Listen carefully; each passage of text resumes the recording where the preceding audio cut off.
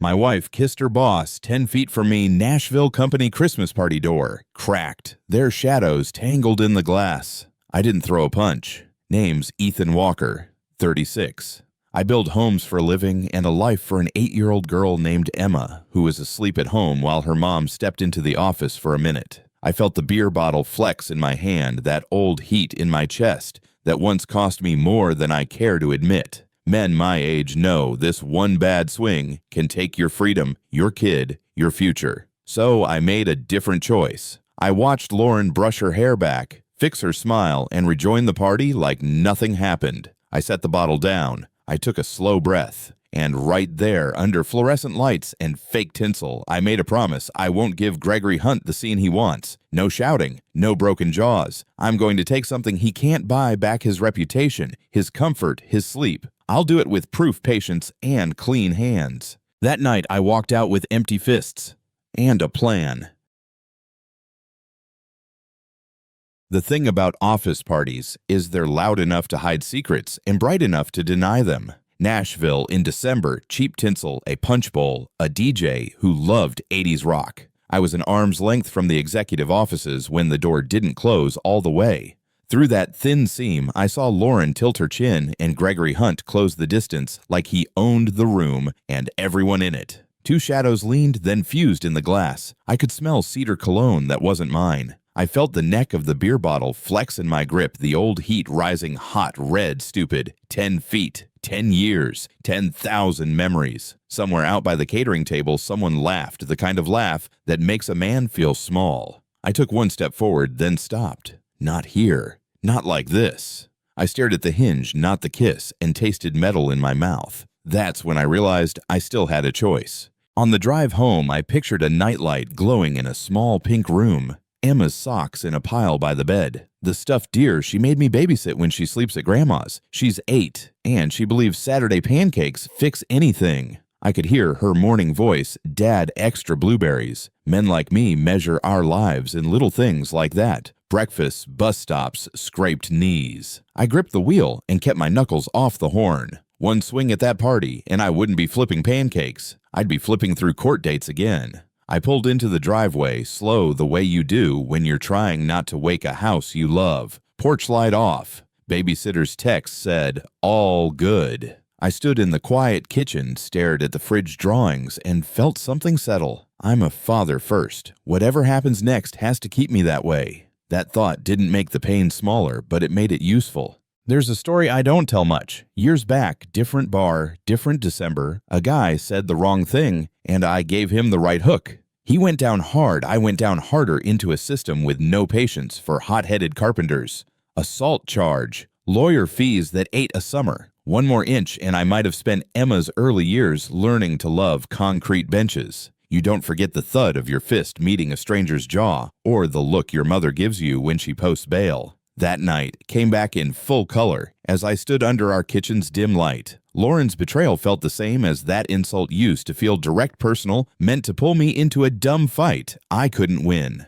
My body wanted to pick a door and walk through it like a storm. My record reminded me storms don't build houses, they rip roofs off them. I promised myself I would not be weather ever again. I didn't wait up like a detective. I waited up like a man who'd had enough. The house creaked in winter, the way old wood does a sound I usually love. I hung my coat on the chair, sat in the dark, let the hum of the fridge be the only witness. Out on the street, a neighbor's Christmas inflatables breathed in and out like tired giants. I counted the minutes, then stopped counting. When the door finally clicked, Lauren hummed some party tune as if the night had been harmless. She reached for the light, then froze when she saw me. "Ethan, you okay? You scared me." I looked at the clock behind her. I looked at the smudge. She didn't notice fix itself. "Headache," I said. "Got home early." My voice surprised me. Flat, steady, almost bored. Inside, everything was loud. Outside, I let quiet win. "I'm going to bed," I added, and stood. Leaving the scene felt like losing. It also felt like discipline.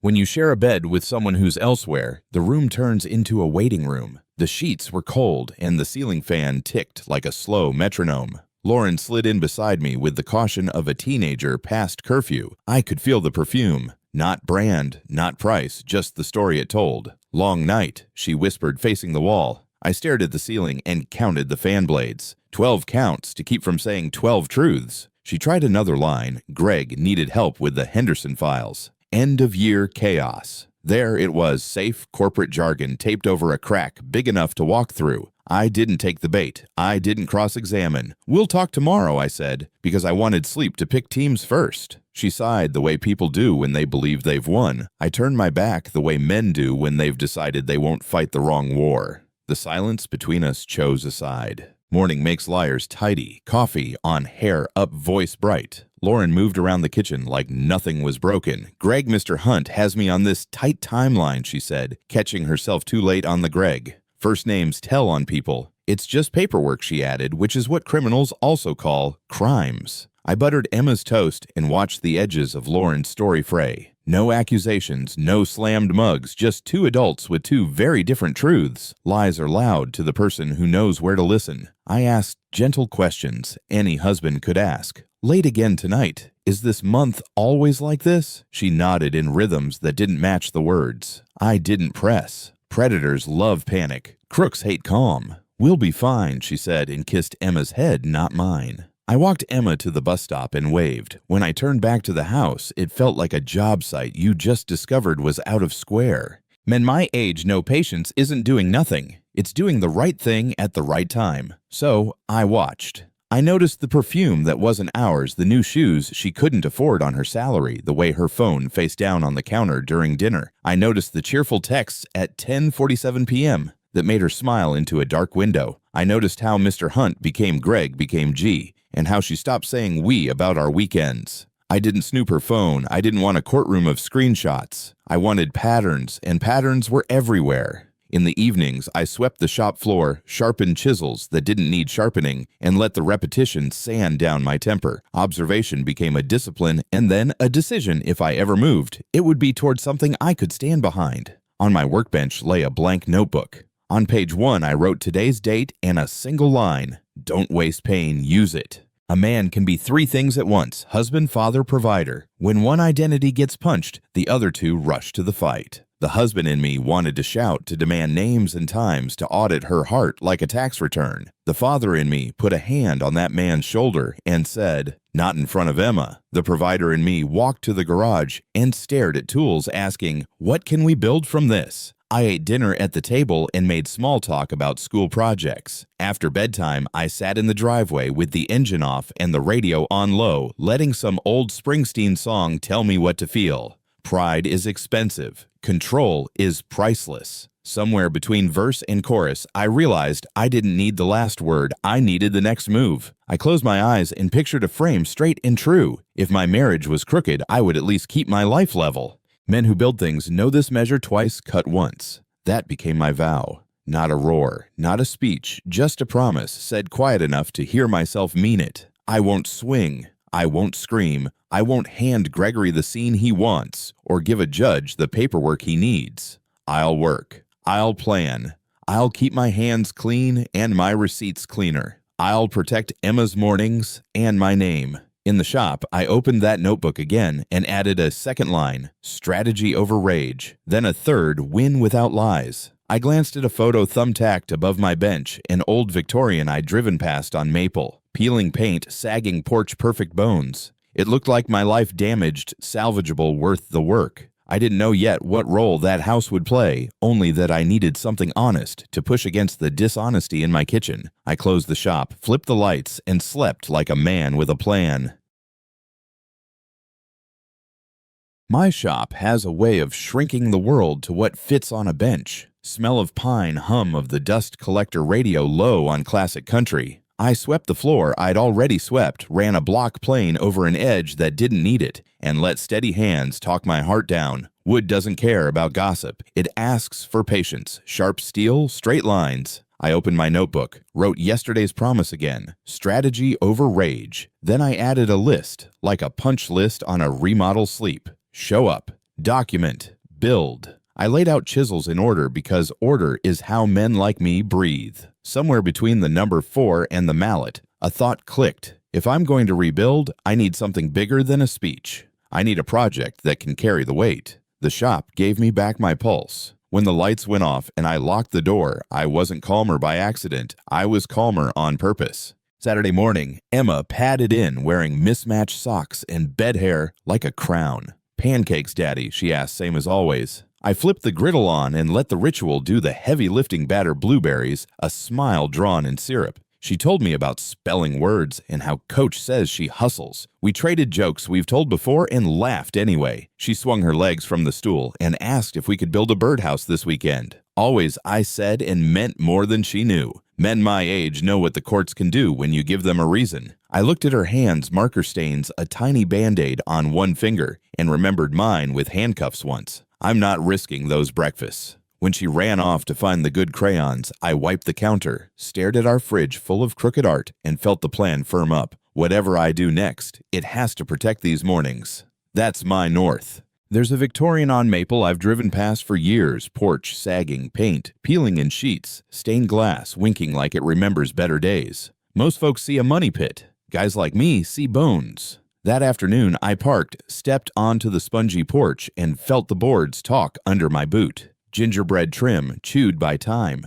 Staircase newel loose but stubborn, a mantle that could be a centerpiece again if someone loved it right. I took photos not for Instagram, for conviction. I could picture fresh, crowned square corners floors that stop complaining because you fixed what no one sees. Standing there, I realized I didn't just want to flip a house. I wanted to build a life that proved something. You can't control who kisses who behind a cracked door, but you can control how a beam carries load. I called the number on the faded sign. When the voicemail beeped, I said, "Name's Ethan Walker. I'm interested in the property on Maple. Sunday Carson's Diner, the kind of place where the coffee tastes like it's been working since '92. Oliver slid into the booth with a banker's tie and a friend's eyebrows. "You look like you've been sanding your soul," he said. I told him I wanted a clean account, a line of credit, and a paper trail you could eat off the floor. No drama, just growth. He asked if Lauren was on board. I stirred my coffee and let the silence answer. He leaned back, did a mental math only bank guys do, then nodded. "Bring me numbers. I'll help you structure it right. Keep your personal clean. Don't miss a payment." He tapped the Formica, 1, 2, 3, and don't tell me things that put me in a gray area. "You won't," I said. We talked collateral timelines comps. Nothing fancy, just two men building a runway instead of a cliff. When we stood, he clapped my shoulder. "If you're serious, I'm in." I shook his hand. "I'm serious." Nathan met me at the Maple Place in boots and a ball cap, paperwork tucked under his arm. "Bank's sick of mowing this lawn," he said, grinning. We walked through dust motes and silence thick enough to taste. He pointed out the ugly roof, plumbing, a kitchen last updated when Elvis was skinny. I pointed out the Truth Original trim heart pine, under the carpet, a layout begging to breathe. Men like us talk in numbers and nods. The comp said one thing, my gut said another. "Price is right," Nathan said, "but you'll bleed on this one." I ran my hand along a cracked banister and smiled. I've bled for worse. We stood in the front parlor and did the math out loud. Materials permit subs. I trust a contingency for surprises because old houses always keep secrets. He showed me the bank's bottom line. I showed him my plan. "You want to write it up?" he asked. I looked at the light coming through the stained glass. "Write it up." Every tradesman has a guy he calls when the job's bigger than pride. Liam's mine plumber problem solver, the kind of friend who brings both wrenches and a cooler. I sent him photos. He called back laughing. "You falling in love with disasters again?" "You know my type," I said. We met at the house with flashlights and a list. He crawled under the place and came out cussing at the century-old pipes, which is normal for love stories like this. We bartered like always bathroom guts and kitchen rough-in at cost. I'd build Jess those custom cabinets she keeps hinting about. "You sure you want the headache?" he asked, softer now, friend to friend. "I need the work," I said, and left the sentence unspoken. "I need the win."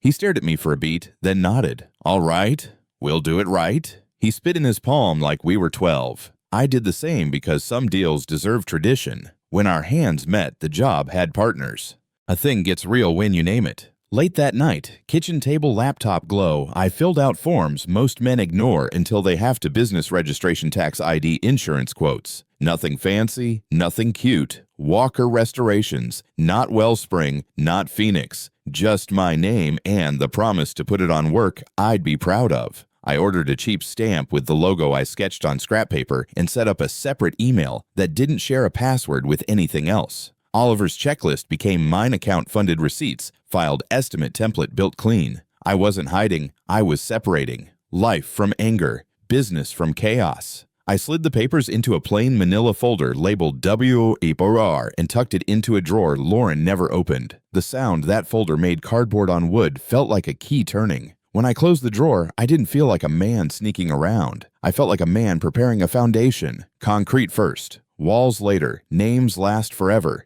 Lauren noticed the envelope from the county and the sketch of a floor plan on the counter. "What's this, your little side project?" she asked. Voice light with the kind of smile that isn't. "Just some ideas," I said, rinsing a pan. "Don't stay up too late playing contractor," she added like I hadn't built half the kitchens in our zip code. Men my age learn that sometimes the smartest move is to let yourself be underestimated. She scrolled her phone, tossed a "Greg's got me slammed this week" into the room, and didn't wait for a response. I felt the burn rise and let it pass like a truck on the interstate. Let her think it's a hobby. Let her think I'm sanding birdhouses. Crooks love mirrors. They can't see through glass. I wiped my hands, stacked the mail, and made a note to call Nathan in the morning. The truth is quiet. I wanted mine to grow in the dark a little longer, strong enough to stand daylight. A neighbor waved from the sidewalk, asked about business. Keeping busy, I said, which was true, and also not the whole story. At church, a buddy ribbed me about the Titans and asked if I was bidding on anything big. Nothing crazy. I shrugged. Men talk like that when we're keeping powder dry. Pride wanted to flash receipts and say, "Watch this." Wisdom kept me hungry and silent. I let Lauren have the louder life, new blouse, different perfume, the way her laugh got brighter when G texted. If she needed me small to feel big, I'd be small in public and large in private. In the shop at night, I framed the first steps on the notebook's clean pages demo plan material, list, phone tree. I wasn't dodging the fight. I was picking the battleground. Every insult I swallowed turned into fuel. By midnight, I wasn't replaying the party anymore. I was rehearsing a walkthrough with an inspector. Let them think I'm just the handyman, please. The day Nathan called to say we're clear, I drove to Maple with a key that felt heavier than metal. The lock turned like it was grateful to work again. Inside, the air had that old house scent dust paper, a hint of rain that snuck in somewhere you haven't found yet. I stood in the front room and didn't rush. Light came through stained glass in colors you can't buy at Home Depot. I touched the mantel, pressed a finger into a soft spot on the sill, and let the place introduce itself.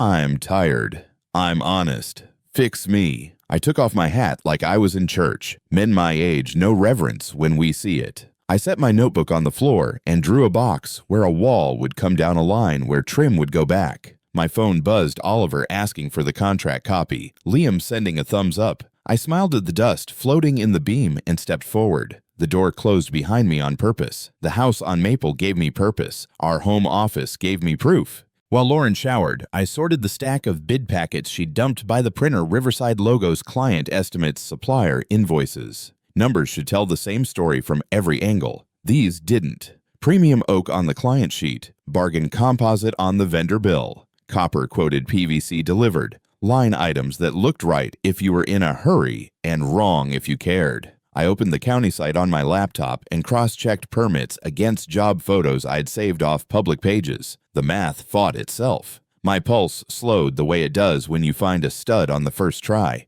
Fraud isn't flashy, it's repetitive. I laid the papers in two neat piles, what they promised, what they bought, and snapped photos with a date stamp on. Then I slid everything back where I'd found it. If you're going to rebuild a life, start with level lines. If you're going to fight a crook, start with receipts. Patterns show up when you stop blinking. On 3 different permits, the same name, A. Reeves sat in the inspector box like a rubber stamp. Same slanted R, same loop on the E, same quick tail that said this pen had been here before and would be again. I pulled more records public and boring the kind that put most folks to sleep. Reeves kept showing up on jobs that were rushed, expedited, approved pending. I compared dates to deliveries to invoices. The story lined up too perfectly, which is how you know it's a story. I took a breath and pictured the man behind the ink older, overworked, maybe overpaid. Every scheme has a hinge. If Reeves was the hinge, Riverside's door swung on him. I wrote his name in my notebook and circled it twice. There's a difference between suspicion and a system. This felt like a system, one I could diagram, one I could explain to someone who wore a badge. I don't break into phones, I don't pick locks. I collect what the world leaves lying around and make it tell the truth. I set up a cloud folder titled with a boring name, Taxes 2018, and started dropping in scanned screenshots and links to county PDFs. I snapped every page against a plain background, kept the corners square, and named files like a man who expects a stranger to read them: date, client, item, source. No commentary, just facts. In the garage, I bought an accordion folder and mirrored the digital pile with paper. If anyone ever asked where I got any of it, the answer would be simple: our house, the public record, my eyes. I added a page to the notebook labeled chain. Who touched what and when?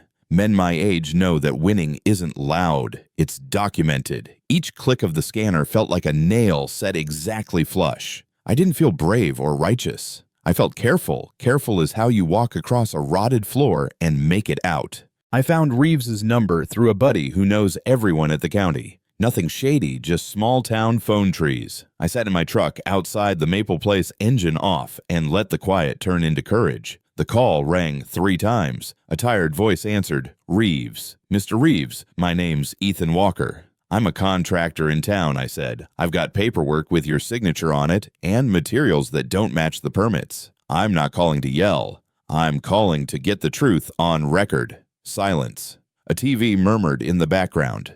A dog barked once. "If this is a shakedown," he started. "It's not." I cut in. "I don't want your money. I want information before this goes places you can't control. I also need you to hear me say this if anything happens to me or my property copies go somewhere official." More silence, then a sigh old enough to have regrets in it. "Meet me," he said. "Carson's. Tomorrow, 7. He hung up first. Good. He was listening. I didn't sleep like a hero. I slept like a man who just poked something with teeth. Lauren asked nothing and volunteered everything. Greg needs me early as she grabbed her bag. I poured coffee into a travel mug and drove to Carson's with my stomach doing small circles. Men my age know the difference between fear and focus. This felt like both. I sat in a booth that faced the door and kept my notebook closed. A waitress topped me off and said my name the way only waitresses can, and it steadied me. At 6:58, a man in a county jacket walked in, hair thin, eyes thinner. He scanned the room like a rabbit that knows foxes read menus too. "Reeves?" I asked as he reached my table. He didn't offer a hand. He slid into the booth and wrapped both hands around his cup like it was winter inside him.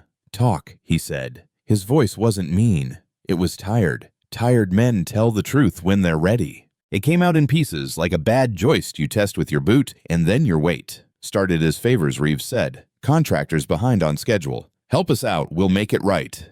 Then the envelope showed up. Then the threats. He stared at the window, not at me. Grade B billed as premium. Permit notes cut and pasted from job to job. Photos staged for clean angles while real problems hid a foot to the left. "Wells Hunt," he corrected himself, "pushes hard. Keeps everyone on the clock and off the record." He tapped the table in a rhythm that sounded like guilt. "You're not the first to notice. You might be the first to do the paperwork. I asked for names. He gave initials. I asked for dates. He gave a thumb drive that had seen too many pockets. "I'm not testifying," he said. "Not yet." I nodded. I didn't need him brave. I needed him accurate. Accuracy sinks ships.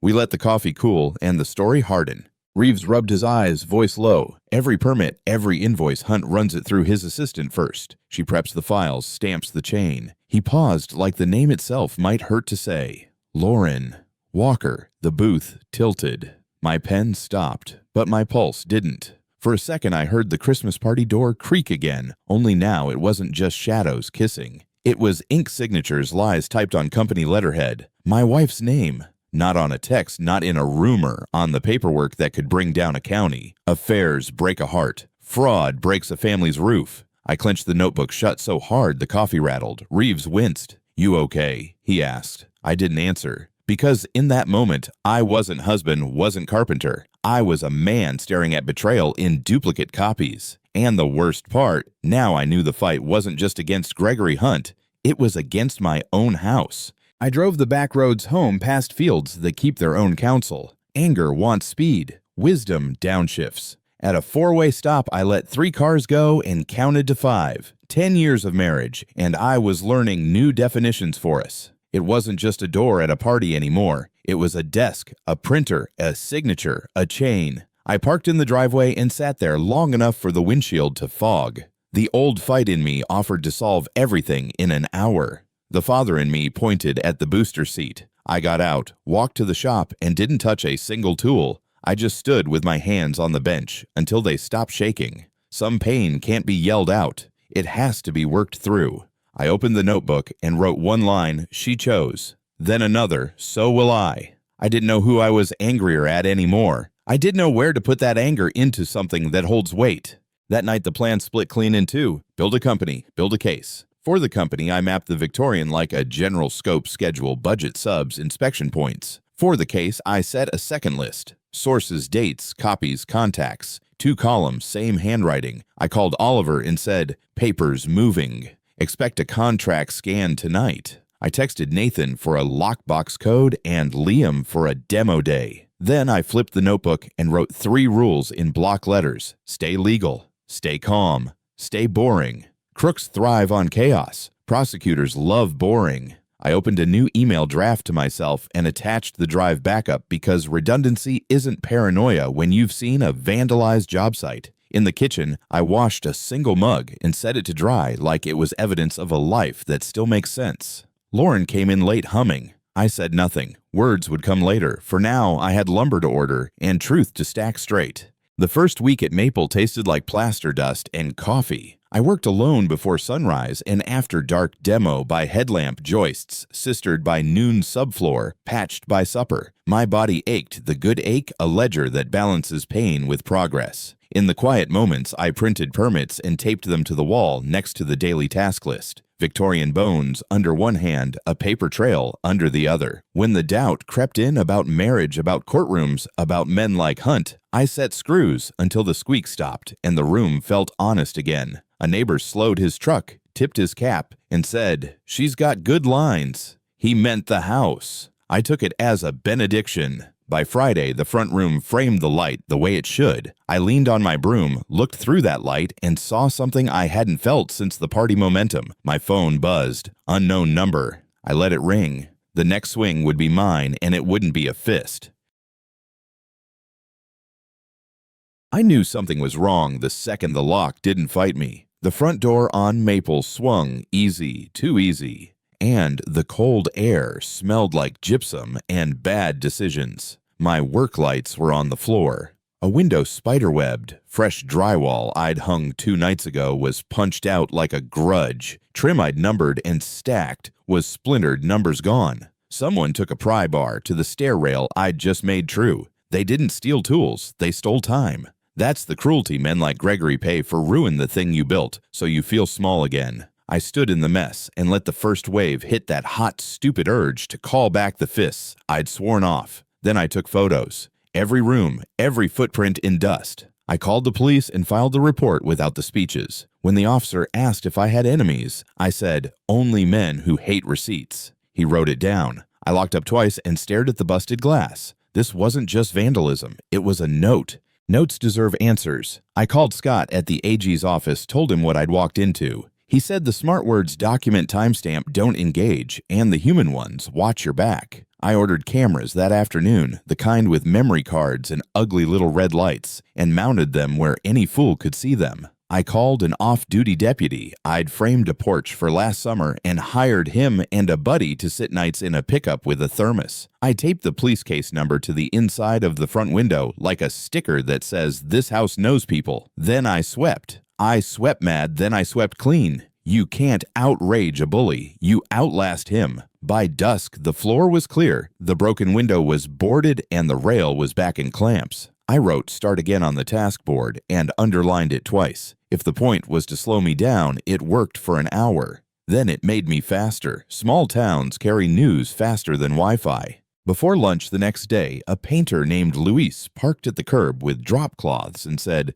"Heard you caught a bad wind. An electrician I've traded with for a decade showed up with donuts and a trash barrel." Liam rolled in, shook his head, and started pulling nails out of the trim like he was popping stitches. "Nobody asked for money. Nobody asked for the story. They just went to work. "We stand with Ethan," Luis said like it was a sentence that had been waiting in his mouth a while. It wasn't charity. It was code. You do right. We do right by you. We swept the front room back to start squared the rail and set a new pane where glass used to be. A neighbor brought coffee and said his sister's house passed a Riverside inspection in record time, which is not a compliment. I wrote his name down. By late afternoon, the crew looked like a plan. The hit had landed. The answer was louder. By week's end, the job looked like a barn raising. Guys I'd only nodded at in supply aisles were handing me tape measures and inside jokes. A retired inspector stopped by and pointed at a sag I hadn't caught yet. "Sister that joist and get religion," he said, grinning. I wrote it on the board, just like that. Between cuts, men told me Riverside stories in the language tradesmen use: quiet, specific, no drama, all detail, premium invoice bargain palette. Signature showed up before the work did. Each story came with a date, a job name, a number. I didn't record them with my phone. I wrote them like a carpenter, square legible, no curves. At lunch, somebody prayed over barbecue and added, "and keep foxes out of the henhouse." We said amen and passed the sauce. The Maple House stopped feeling like a victim and started feeling like a flag. When we wrapped for the day, I looked at the board tasks, crossed out names added, and realized the project wasn't just mine anymore. It was ours. Lauren felt the shift before she could name it. Her texts got shorter. Her eyes tracked the TV, but watched the crawl investigation audit words that make executives sweat. She asked questions that sounded casual and weren't. "You been working late at Maple? Anyone from the county stop by?" I stirred my chili and said what was true without saying everything. "Busy week." She told me Gregory was handling it, and the word tasted like aluminum. I nodded the way men nod when the bridge is already out ahead. That night, she folded laundry with the focus of someone running a drill, and I recognized the posture. Any guy who's ever waited on a lab result knows it. Quiet panic. When she finally asked Ethan, "Have you heard anything about Riverside?" I looked at the ceiling fan and let the blades count 3 seconds for me. "I hear what most folks hear," I said, which is to say enough. She stared at the basket, not me. Fear makes people look for exits. Gregory didn't call. He arrived. Carson's Diner lunch rush noise enough to make brave men louder. I was in a booth with Tyler, county inspector and friend, talking about joists and due process when Hunt's shadow cut the ketchup bottle in half. He slid into the seat across from me like he owned the lease. No greeting, just "we should talk." Tyler stiffened. I kept my hands flat on the formica. "We're talking," I said.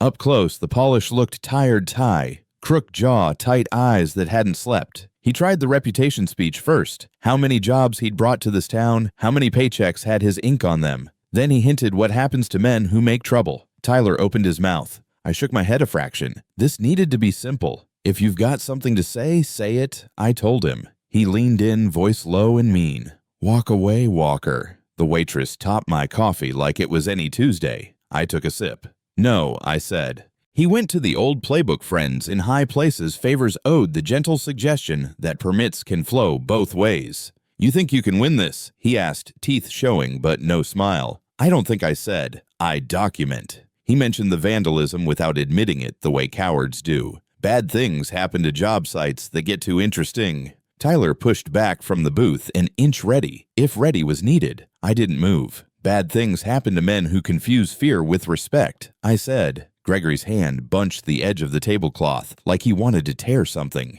Heads were turning now, guys in seed caps, a teacher on her lunch break, the owner polishing a milkshake lid that didn't need polishing. I could feel the room vote without anyone raising a hand. He leaned closer, breath hot with expensive coffee. "Last warning." I set my cup down so calm it annoyed him. "Add it to the list," I said. "And while you're at it, add receipts." There's a line bullies don't understand. Power isn't volume. It's proof. I let him see my phone screen long enough to read file names, dates, permits, addresses, no commentary, just the kind of boring that ruins empires. He didn't touch the phone. He watched it like a snake watches a boot. "You think that matters?" He scoffed, but his eyes cut toward the door like they'd learned a new math. I smiled the way men do when they finally stop negotiating with storms. "Gregory." "You only have teeth if I'm afraid of being bitten," I said. "I'm not. Simple as a level on a 2x4. The words took something from him I can't put a number on. He sat back, color, up then, down, jaw, working without words. For a second I saw the truth without fear to feed on. He was just a tired man in a suit that cost too much. He stood too fast, nearly bumped the waitress. "This isn't over," he said. I nodded. No, I agreed. It's finally begun.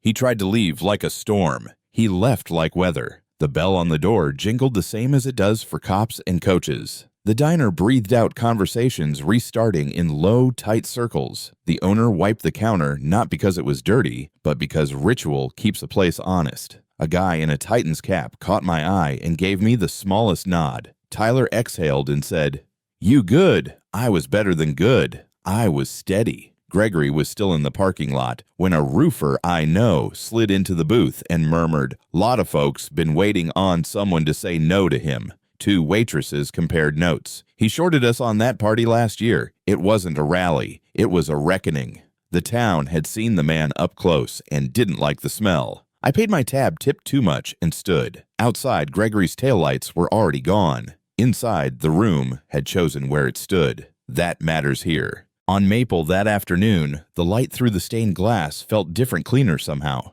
We set a new header and the room stopped groaning, like it had been holding its breath since 1954. I stapled inspection notes next to the permit and texted copies to myself, Oliver, and a cloud. I pay $10 a month to trust. Liam whistled. Luis laughed. Work sounds. Good sounds. My phone buzzed. 2 new messages from folks with Riverside stories, both ready to talk. I added their names to the chain and felt the line tighten. Power had shifted not because I yelled louder, but because I stood still while truth did its job. I wrote a sentence on the board for the crew to see: keep building, keep records, keep calm. Then I underlined keep. Men like me don't celebrate with champagne. We celebrate with square corners and doors that shut the way doors should. I ran my hand along the new rail and felt it hold. For the first time since the party, the house and I both stood level. By spring, the Maple Victorian didn't creak. It breathed. Open house.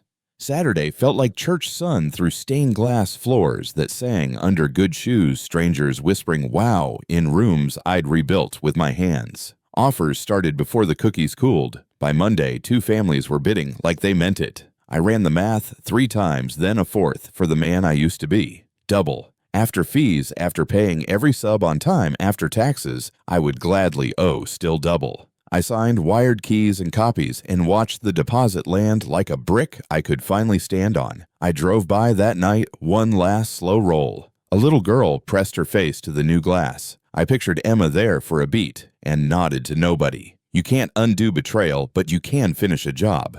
Right. On the way home, I passed the diner and caught my reflection in the window. I didn't look angry. I looked ready for paperwork. Some victories arrive as confetti. Mine showed up as forms. I sat at the kitchen table and made it official. LLC filed, EIN, assigned insurance, locked license renewed with every box clean. I ordered magnetic logos for the truck and a stack of invoices with Walker restorations across the top in block letters even my dad could read without glasses. Oliver opened the business account and handed me checks that didn't have my personal name on them. I took a photo of check 1 not to post, but to remember the first time I earned under my own banner, legit stem to stern. I walked out to the shop, stamped WR on the handle of my hammer, and laughed at myself. It wasn't about branding. It was about responsibility. If my name's on a job, a family sleeps easy. That's the rule. Phone buzzed, unknown number from a developer. Heard about Maple, the voice said. Howard Garrison. I've got something bigger.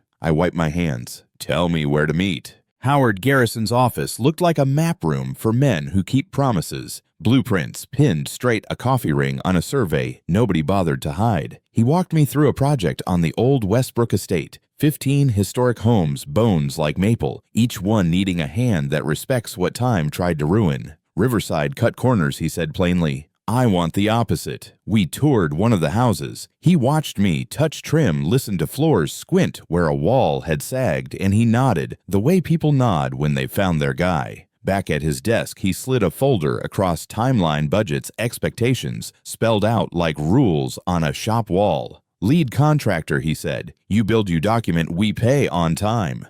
Fair, I read, asked the hard questions, then closed the folder. Fair. We shook. It wasn't fireworks. It was a level-finding plum. On the drive home, I called Oliver with the good news and Liam with a single line, "We're scaling." Scaling means people. I posted 2 openings and got 9 calls, most of them from men. Riverside had starved or spit out. I hired 3 Carlos for Trim Big Dan for framing Keenan for wiring runs. He could do blindfolded but never does. First morning, we held a tailgate meeting at Westbrook Safety Quality. No shortcuts, no ghosts. I laid out the rule that matters most. If something's wrong, we stop and fix it. No pride, no excuses. Carlos nodded like he'd been waiting to hear that in plain English for years. I passed out WR hats my niece embroidered in her garage and a stack of clean time sheets. We set lines, snapped chalk, and by lunch, the first parlor was open to light the way it deserved. The crew worked quiet and steady, the music a mix of nail guns and men who care. I sent Howard progress photos with measurements in the frame because truth likes a ruler. The reply came fast. "Perfect. Keep going." Lauren called midweek, not the breezy tone. "The other one. They let me go," she said, small, like she'd learned about gravity too late. I stood in a stairwell. We were leveling phone to my ear pencil behind it. "I'm sorry," I said, and meant it without forgetting anything. She asked if I knew anyone hiring. I did half the county, but this wasn't a favor I could carry. "You don't want my name on your next resume," I said gently. "Not right now." Silence. Then I didn't know Ethan. Not all of it. I believe she believed that. "Take care of yourself," I said. "Talk to an attorney. Keep records." Work boots on hardwood sounded behind me. The guys were lifting a header into place. "I have to get back," I added. She exhaled like a tire. "Right." We hung up, and I stood there a second longer than I had to. Compassion doesn't cancel consequences. The nail gun popped twice. I pocketed the phone and went back to level. She tried again 2 nights later, this time on the porch, not the phone. Emma was at her friend's. The house smelled like takeout and sawdust. Lauren started with nostalgia vacations, inside jokes, the first Valentine I cut, from plywood when we were broke and young. Then came the pivot. "We can start over. I'll say no to Greg. We'll do counseling." I let the words sit on the step between us. They looked like flowers on a grave. "No," I said steady. "I'm not your plan B. I'm not a store you return to when the other one ends badly." She flinched, then got sharper. "You'll regret this." Maybe, I thought. Regret is cheaper than self-betrayal. "Be Emma's mother," I said. "Do that well. That's the only we that still exists." She searched my face for anger and found none. Just a door I wasn't reopening. When she left, I sat on the step until the air cooled. A text from Tyler pinged, "Grand jury moving. Doors close, others open." Sunday night, Emma and I built a birdhouse on the shop bench, glue on fingers, sawdust in her hair, the gentle chaos of a project that didn't need to be perfect to be perfect. She asked if Mommy was sad. "Yes," I said. "Sometimes grown-ups make choices that hurt." She nodded like she'd known that since 3rd grade. "Did you make bad choices?" she asked, eyes steady. "I have," I said, "but I'm trying to make better ones now." We let the silence be our friend for a beat. "What do we do when something breaks?" I asked, tapping the birdhouse roof. "We fix it," she said. "Or we build a new one." "Right," I said. "And we tell the truth about how it broke." She smiled a small, wise smile. "Can we paint it blue?" "We can." We cleaned up washed hands, and I tucked her in. Before lights out, she whispered, "Daddy, thanks for telling the truth." I kissed her head and thought, this is the only legacy I care about. A week later in the truck line at school, she asked the question that makes men stare out windshields. "What is love?" "Dad, I could have reached for a greeting card line. I didn't." "Love is what you build on your worst days," I said slowly. "It's keeping promises when nobody's looking. It's saying sorry without a coupon attached. It's not perfect. It's consistent." She sat with that feet kicking the glove box softly. "So, love is like building a house." "Yeah," I said, surprised at how right it sounded. "If you cheat the foundation, the pretty stuff won't save it. But if you do the boring parts right, the storms don't win." She smiled like she'd solved a math problem. "Then we'll do boring parts right." Bell rang. She hopped out, backpack bouncing, and I watched her run toward a life I can guard, but not live for her. I drove to Westbrook feeling both heavier and lighter. Some answers don't fix pain. They make it meaningful. Ellie Phillips showed up on Westbrook with a roll of plans and a tape measure that had seen real use. Interior designer Good Eye, no nonsense. We walked rooms together, and she asked the kind of questions that prove someone respects both form and function. "Save this casing," she said, "but let's widen the doorway. Families live open now." She didn't flirt with the crew or the camera. She flirted with the light. Work first, always. Over weeks, the rhythm built her specs my shop drawings compromises that made spaces honest. One day, she caught me staring at a cabinet profile like it could answer every question. "Coffee after punch list," she asked, half a smile. "Sure," I said, and meant it, as a man, not a client. We talked about work, Emma, her dad's old truck faith in small, unfancy terms. We set boundaries. No drama at job sites, no cutting corners, anywhere. When we parted, she squeezed my hand once. It felt like a green light, not a rescue. By summer, the WR truck decals weren't jokes. They were directions. Calls came from Franklin Murfreesboro, even a builder in Chattanooga who'd heard you don't cheat. Howard kept feeding houses. Our photos showed up in a regional magazine next to words like integrity and craft. I hired 2 more, Renee, a Finnish carpenter who makes Crown sing, and JD, a kid who listens hard and cuts straight. We set a rhythm 7:15 tailgate assignments, clear end-of-day 5-minute huddle with notes in ink. Carlos started saying, "Leave it better than we found it," and it stuck. On a Saturday, I took Emma to the hardware store. A man I didn't know stopped by the sandpaper aisle and said, "You, Ethan, my sister says if you want it done right, call Walker." It landed softer than praise and deeper than luck. At Westbrook, Ellie and I stood in a doorway we'd widened and watched a family try their new home on like a coat. "Looks good on them," she said. "It looked good on us, too."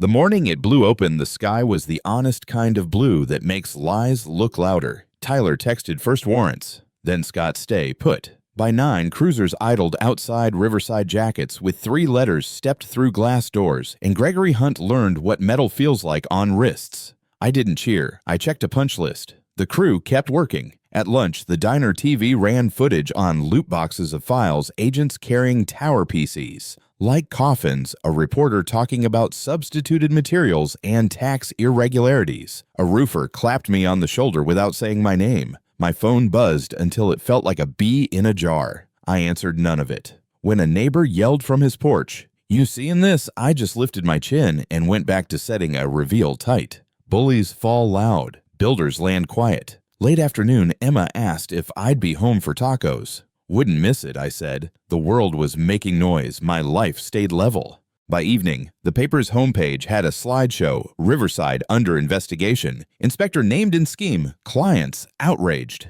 Names I recognized crawled past like mile markers, projects I'd fixed in my head as I drove by for years. Interview clips rolled a homeowner pointing at a bowing wall, a former sub talking about pressure to pass a councilman practicing surprise. At Carson's, folks watched without pretending not to. The owner muted the set when the segment ended and said pie like he always does. I took mine to go. On my porch, I scrolled once, just once, and saw my own street in a B-roll shot. I put the phone face down and listened to Emma and the neighbor kids in the yard invent a game where quiet beats shouting. Lauren's car passed slow, didn't stop. Somewhere across town, Gregory was figuring out what silence sounds like when it doesn't belong to you. I rinsed a plate, stacked it clean, and let the headlines belong to other men for a night. The knock came polite, the kind that still carries paper. Ms. Walker, the man in a windbreaker, asked when Lauren opened her door next door. She'd been staying with a friend 2 streets over. I was dropping Emma's backpack on our bench when I saw the envelope. She called an hour later, voice thin.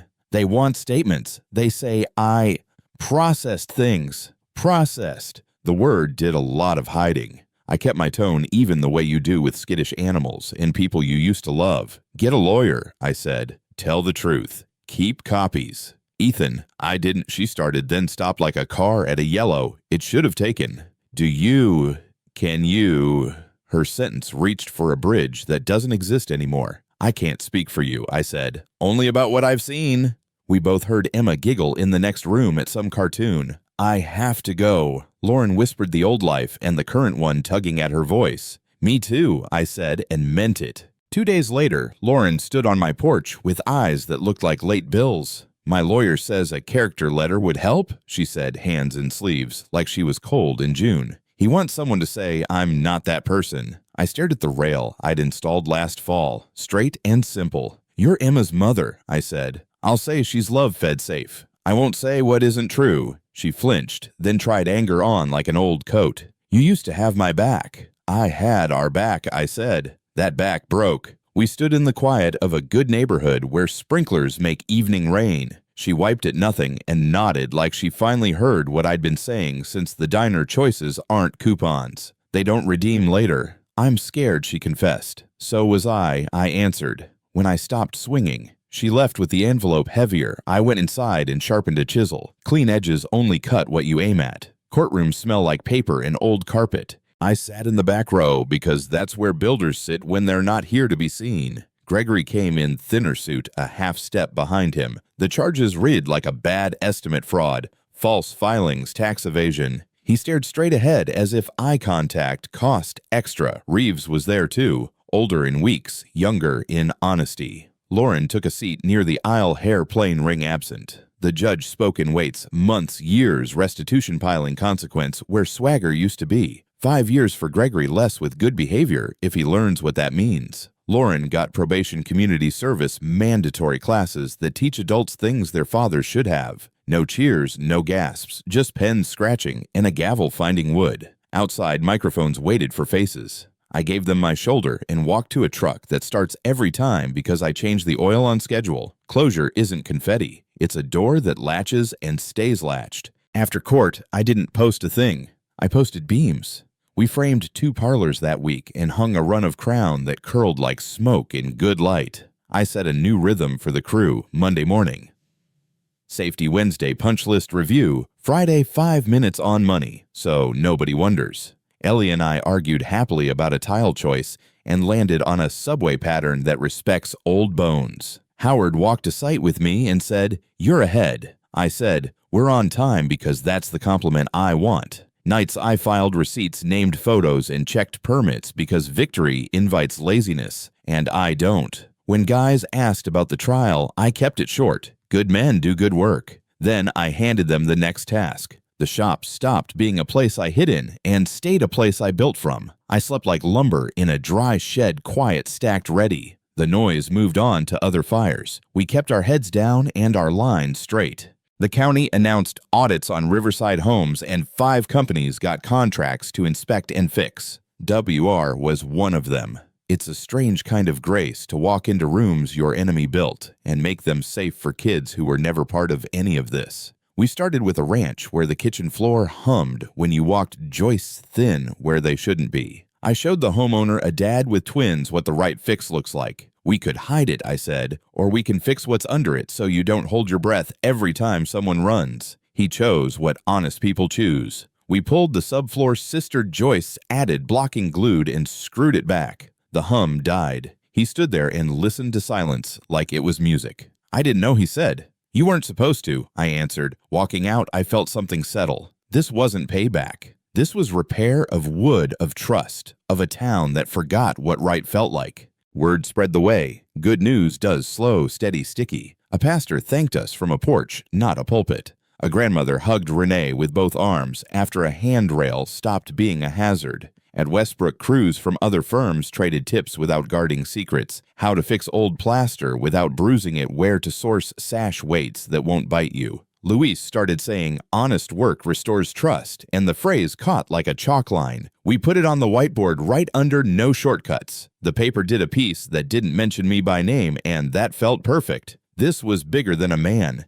It was a standard. On a rainy Tuesday, a city inspector checked our work and nodded the nod. "You chase your whole career." "Looks right," he said. 2 words worth more than likes. I drove home past Riverside's old office sign down windows dark and didn't feel triumph. I felt the quiet you get after you fix a squeak that kept a baby up. 1 year from the party, Emma and I stood on a Westbrook porch watching a family carry boxes into rooms we'd made hold. She slipped her hand into mine and said, "We did the boring parts right, huh?" I laughed. "We did." I thought about all the men I know who carry their pain into bars and back out into fights, and the others who carry it into barns and build shelves until the hurt turns into work. I used to be the first kind. Now I'm learning the second. The crew loaded up, Ellie checked the last punch item, and Howard signed off with a grin that looked like a green light. Back at the shop, I hung a photo Maple Day 1 next to a newer one Maple Day sold. Under them, I wrote 3 words in pencil build. Don't break. The phone buzzed with a new referral, then another. I let it ring once, twice, and smiled. Tomorrow, we start a new house. Tonight, the house is quiet. Emma asleep, tools cleaned, receipts filed. I look at my hands and see not the punches I could have thrown, but the choices I made instead. No broken jaws, no judge calling my name. Gregory fell the way bad framing falls loud, then gone. What stayed standing? A daughter who trusts my word. A paycheck with Walker on it. A business that builds instead of breaks. That's revenge no man can steal back. Here's the truth. Nobody tells you ruining him wasn't the victory. Refusing to ruin myself was. Strength isn't rage. It's control. Not fire, but foundation. And now I'll ask you, if it were you, would you swing the fist or build the future? Comment your choice below, because one of them ends a night, the other one builds a life.